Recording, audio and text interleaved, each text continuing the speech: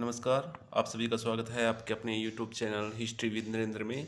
आज की इस वीडियो में हम एनसीईआरटी 11th क्लास के चैप्टर 7th को करने वाले हैं। इसका हम फर्स्ट पार्ट इस वीडियो में करेंगे। तो आइए करते हैं वीडियो शुरू। पहला प्रश्न है, द कॉर्टियर किसकी रचना है? तो इसका राइट आंसर ऑप्शन ए बाल्थासर कास्टिलियोनी की। नेक्स्ट क्वेश्चन है क्वेश्चन नंबर सेकंड, कासांद्रा फिदेल के संदर्भ में कौन सा विकल्प सही है? तो कासांद्रा फिदेल ने तत्कालीन इस विचारधारा को चुनौती दी कि एक मानवतावादी विद्वान के गुण एक महिला के पास नहीं हो सकते। बिल्कुल सही है। फिदेल का नाम यूनानी और लातीनी भाषा के विद्वानों के रूप में विख्यात था, ये भी सही है। कासांद्रा फिदेल को पादुआ विश्वविद्यालय में भाषण देने हेतु आमंत्रित किया गया था, तो ये भी कथन सही है। इस प्रकार से सभी कथन यहाँ पर सही दिए गए हैं। नेक्स्ट क्वेश्चन है क्वेश्चन नंबर 3, पुनर्जागरणकालीन पुस्तकों और लेखकों के संदर्भ में कौन सा विकल्प सही है? तो मैं क्या द प्रिंस जो पुस्तक है वो मैकियावेली की है। अल्मजेस्ट टोल्मी की है। The Commonwealth and government of Venice, ये पुस्तक कार्डिनल गैस्पारो कोंतारिनी की है। इस प्रकार से सभी विकल्प यहाँ पर सही दिए गए हैं। नेक्स्ट क्वेश्चन है, किसका कथन है कि सभी मनुष्य बुरे हैं और वह अपने दुष्ट स्वभाव को प्रदर्शित करने में सदैव तत्पर रहते हैं, क्योंकि कुछ हद तक मनुष्य की इच्छाएं अपूर्ण रह जाती हैं। इसका प्रमुख कारण है कि मनुष्य अपने समस्त कार्यों में अपना स्वार्थ दिखाता है। तो इसका राइट आंसर है option C, Machiavelli. Next question है क्वेश्चन नंबर 5, डैश का विश्वास था कि इतिहास का अध्ययन मनुष्य को पूर्णतः जीवन व्यतीत करने के लिए प्रेरित करता है। तो right answer option B, Lawrence Valla का। नेक्स्ट क्वेश्चन है क्वेश्चन नंबर 6, पुनर्जागरणकालीन पुस्तकों और लेखकों के संदर्भ में कौन सा युगम सही सम्मिलित है? तो on the dignity of man, ये पुस्तक है जोवाने पिको देवला मिरांडोला की। The civilisation of the Renaissance in Italy, इसके लेखक हैं जेकब बर्कहर्ट। ऑन प्लेजर, ये पुस्तक है लोरेंजा वल्ला की। तो सभी युग्म यहाँ पर सम्मिलित है। राइट आंसर ऑप्शन डी, उपरोक्त सभी। नेक्स्ट क्वेश्चन है क्वेश्चन नंबर 7, निम्न में से किसने फ्लोरेंस के कैथीड्रल चर्च के भव्य गुंबद का प्रारूप या डिजाइन तैयार किया था? तो right answer option A, Filippo Brunelleschi ने। नेक्स्ट क्वेश्चन है question number 8, the Pieta dash का एक प्रसिद्ध चित्र है जिसमें मैरी को ईसा के शरीर को धारण करते हुए दिखाया गया है। Right answer option B, Michelangelo. Next है, निम्न में से किसने कला सिद्धांत और वास्तुकला के संदर्भ में लिखा कि मैं उसे वास्तुविद मानता हूँ जो नए नए तरीकों का आविष्कार कर इस तरह अपने निर्माण को पूरा करे कि उसमें भारी वजन को ठीक बिठाया गया हो और संपूर्ण कृति के संयोजन और द्रव्यमान में ऐसा तालमेल हो कि उसका सर्वाधिक सौंदर्य उभर कर आए ताकि मानव मात्र के लिए इसका श्रेष्ठ उपयोग हो सके। तो यह कथन है ऑप्शन ए, लियोन बतिस्ता अल्बर्टी का। नेक्स्ट क्वेश्चन है, फ्रांसिस्को बर्बोरा डैश के मानवतावादी विचारक थे? तो वो वेनिस के रहने वाले थे। नेक्स्ट है, निम्न में से किसने अपनी पुस्तक में संपत्ति अधिग्रहण करने को एक विशेष गुण कहकर तरफदारी की थी? तो ये कथन है लॉरेंस वल्ला का। लॉरेंस वल्ला ने अपनी पुस्तक में संपत्ति अधिग्रहण करने को एक विशेष गुण कहा। नेक्स्ट है क्वेश्चन नंबर 12, किस पुस्तक में भोग विलास पर लगाई गई निषेधाज्ञा की आलोचना की गई है? Right answer option A, on pleasure. Next question है, निकोलो मैकियावेली ने अपने ग्रंथ द प्रिंस के किस अध्याय में मानव स्वभाव के बारे में उल्लेख किया है? तो उन्होंने 15वें अध्याय में ऐसा उल्लेख किया है। नेक्स्ट है, निम्न में से किसने अपनी पुस्तक में भोग विलास पर लगाई गई ईसाई धर्म की निषेधाज्ञा की आलोचना की थी? तो इसका राइट आंसर ऑप्शन ए, लॉरेंस वल्ला ने। नेक्स्ट है, पुनर्जागरणकालीन विद्वानों और उनसे संबंधित कालक्रम के संदर्भ में कौन सा विकल्प सही नहीं है? तो ऑन्ड्रियस वेलेसियस 1514-1564 बिल्कुल सही है। लियोनार्डो दा विंची 1452 से 1459 बिल्कुल सही है। माइकलो एंजिलो 1475 से 1564 बिल्कुल सही है। तो भी यहाँ पर सभी युगम सुमिलित हैं। नेक्स्ट क्वेश्चन है, सही सुमिलित कीजिए। द लास्ट सपर, ये किसकी कृति है? ये है लियोनार्डो दा विंची की। पाइटा, ये है माइकल एंजेलो की। और प्रार्थना रत हस्त ये है अल्बर्ट ड्यूरर की। और फ्लोरेंस के कैथेड्रल चर्च के गुंबद का प्रारूप किसने तैयार किया था? तो ये फिलिपो ब्रूनलेसी ने तैयार किया था। नेक्स्ट क्वेश्चन है, लियोनार्डो दा विंची के संदर्भ में कौन सा विकल्प सही है? तो इनकी आश्चर्यजनक अभिरुचि वनस्पति विज्ञान, शरीर रचना विज्ञान से लेकर गणित शास्त्र और कला तक विस्तृत थी, बिल्कुल सही है। उनका यह कथन सपन था कि वे आकाश में उड़ सकें, बिल्कुल सही है। लियोनार्डो दा विंची वर्षों तक आकाश में पक्षियों के उड़ने का परीक्षण करते रहे और उन्होंने एक उड़न मशीन का प्रारूप तैयार किया, ये बिल्कुल सही है। तो सभी कथन यहाँ पर सही दिए गए हैं। नेक्स्ट क्वेश्चन है, किस वर्ष 2 प्रतिस्पर्धी पोप के निर्वाचन से जन्मी दुर्बलता का अंत हो गया? तो राइट आंसर ऑप्शन सी 1417 में। नेक्स्ट क्वेश्चन है, निम्न में से कौन सी रचनात्मकता माइकलो एंजिलो बुआनारोती से संबंधित नहीं है? तो पोप के सिस्टन चैपल की भीतरी छत के लेप चित्र बिल्कुल इन्होंने बनाए थे। सेंट पीटर गिरजे के गुंबद का डिजाइन इन्होंने ही तैयार किया था। द पाइटा नामक प्रतिमा इन्हीं की है। तो फ्लोरेंस के कैथेड्रल चर्च के गुंबद का डिजाइन का निर्माण इन्होंने नहीं किया था। तो इस प्रकार से इसका राइट आंसर ऑप्शन डी हो जाएगा, यह इनका कार्य नहीं है। नेक्स्ट क्वेश्चन है, पुनर्जागरण कालीन मूर्तिकला के संदर्भ में कौन सा विकल्प सही है?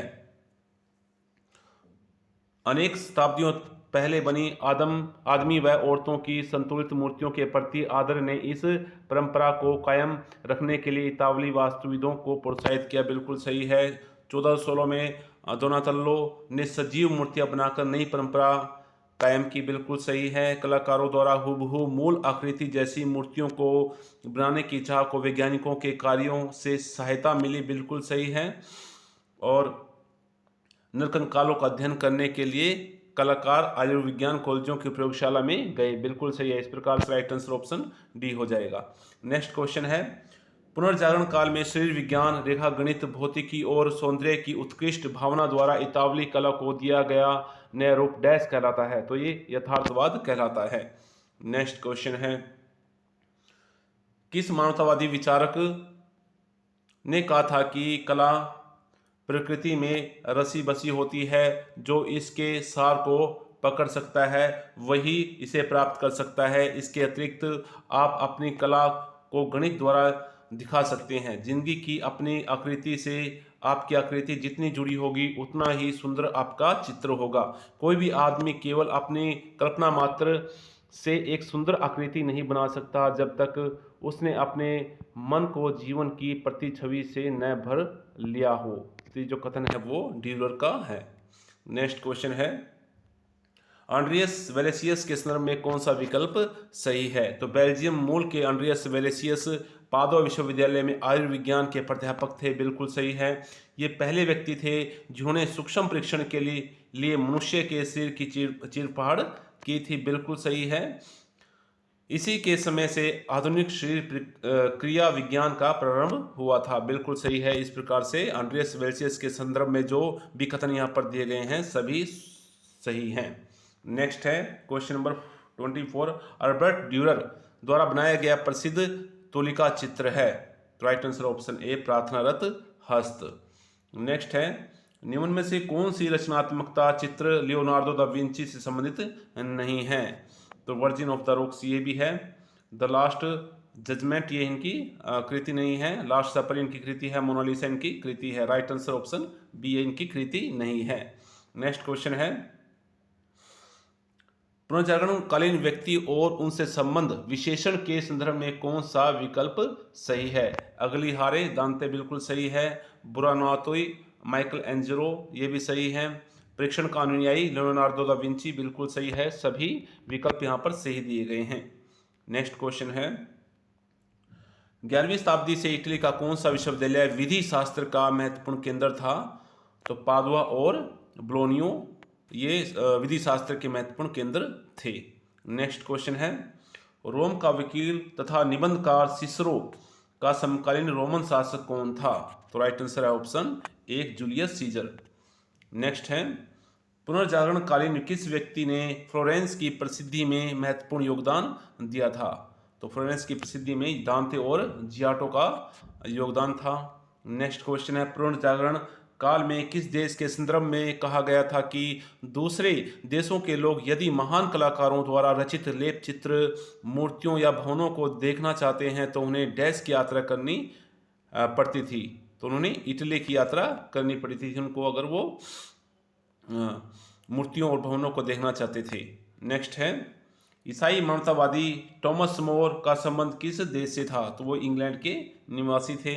नेक्स्ट क्वेश्चन है, ईसाई मानवतावादी इरेस्मस का संबंध किस देश से था? तो वो इंग्लैंड हॉलैंड के रहने वाले थे।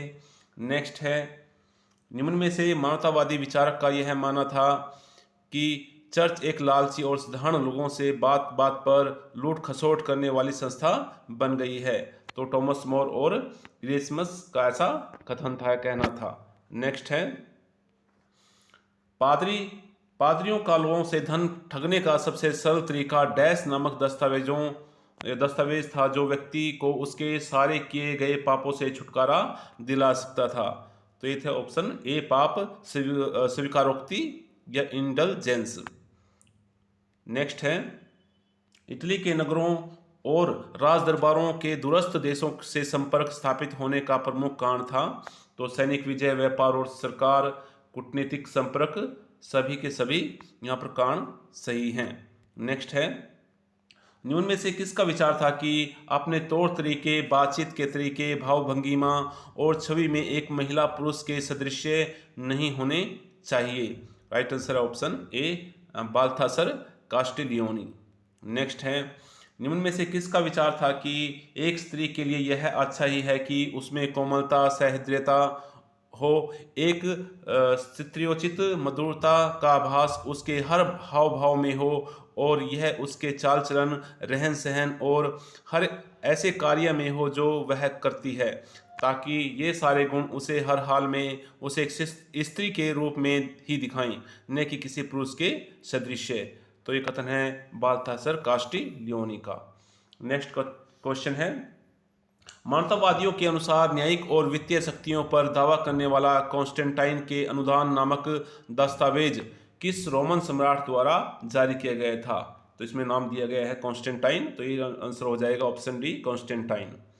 नेक्स्ट क्वेश्चन है, पुनर्जागरण के समय चर्च के प्रति जनता का दृष्टिकोण कैसा था? तो यूरोप के प्रत्येक भाग में किसानों ने चर्च द्वारा लगाए गए करों का विरोध किया। तो बिल्कुल सही है, चर्च उस समय टीथ नामक कर लेता था और राजा भी राजकाज में चर्च की दखलंदाजी से असंतुष्ट था। बिल्कुल सही है। तो इस प्रकार से राइट आंसर ए और बी हो जाएगा, आंसर डी। नेक्स्ट है, मार्टिन लूथर किस देश के निवासी थे? तो वो जर्मनी के निवासी थे जिन्होंने प्रोटेस्टेंटवादी आंदोलन चलाया था। नेक्स्ट है, बाइबल का वह खंड जिसमें ईसा मसीह का जीवन चरित्र, धर्मोपदेश और प्रारंभिक अनुयायियों का उल्लेख है कहलाता है? तो उसको ओल्ड टेस्टामेंट कहते हैं। नेक्स्ट है, 1506 में बाइबल का अंग्रेजी अनुवाद किसने किया था? तो right answer option A, William Tyndale ने। ये सभी के सभी क्वेश्चन एनसीईआरटी 11th क्लास के चैप्टर 7 से लिए गए हैं। नेक्स्ट क्वेश्चन है, पेरिस में अकादमी ऑफ साइंसेज की स्थापना कब की गई थी? राइट आंसर ऑप्शन ए, 1673 में। नेक्स्ट है, सुमिलित कीजिए। यूटोपिया थॉमस मोर की रचना है और प्रिंसिपिया मैथमेटिका ये आइजक न्यूटन की रचना है। ऑन एटोनॉमी ये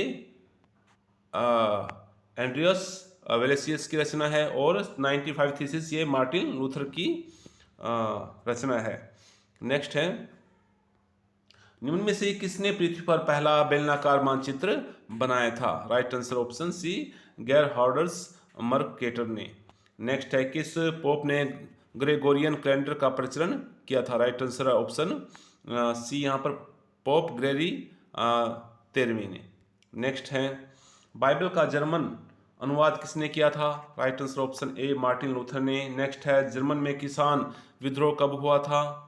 तो किसानों ने विद्रोह 1525 में किया था। नेक्स्ट है, इंग्लैंड में आंगल चर्च एलिंगटन चर्च की स्थापना किस वर्ष हुई जिसके प्रमुख राजा रानी थे? Right answer option B, 1559।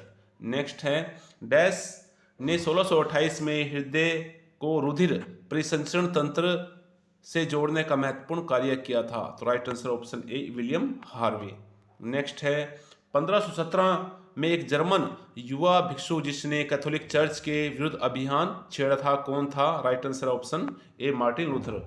दोस्तों अगर आप चैनल पे नए हैं तो चैनल को सब्सक्राइब करें और बेल आइकन को जरूर प्रेस करें ताकि हमारे आने वाली वीडियो का नोटिफिकेशन आप तक मिलता रहे, और इसको वीडियो को अपने दोस्तों के साथ भी शेयर करें। नेक्स्ट क्वेश्चन है सोसाइटी ऑफ जीसस की स्थापना किस वर्ष हुई थी? तो सोसाइटी ऑफ जीसस की स्थापना 1540 में हुई थी।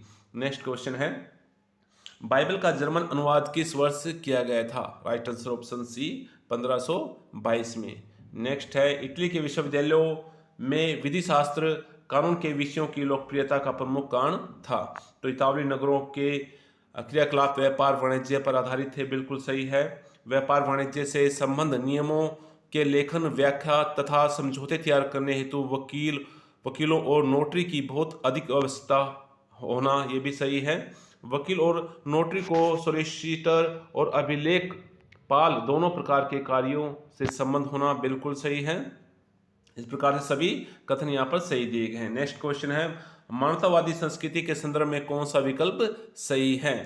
तो 15वीं शताब्दी के प्रारंभिक दशकों में मानवतावादी शब्द व्याकरण, अलंकार शास्त्र, कविता, इतिहास, नीति, दर्शन विषय पढ़ाने वाले शिक्षकों के लिए प्रयुक्त होता था, बिल्कुल सही है। कानून का अध्ययन रोमन संस्कृति के संदर्भ में पढ़ा जाने लगा, बिल्कुल सही है। मानवतावादी संस्कृति के प्रतिनिधित्वकर्ता फ्रांचेस्को पेट्रार्क के लिए पूरा काल एक विशिष्ट सभ्यता थी जिसे समझने हेतु प्राचीन यूनानी व रोमन लेखकों की रचनाओं का बहुत अच्छे से अध्ययन किया जाए, बिल्कुल सही है। इस प्रकार से सभी कथन यहाँ पर सही दिए गए हैं।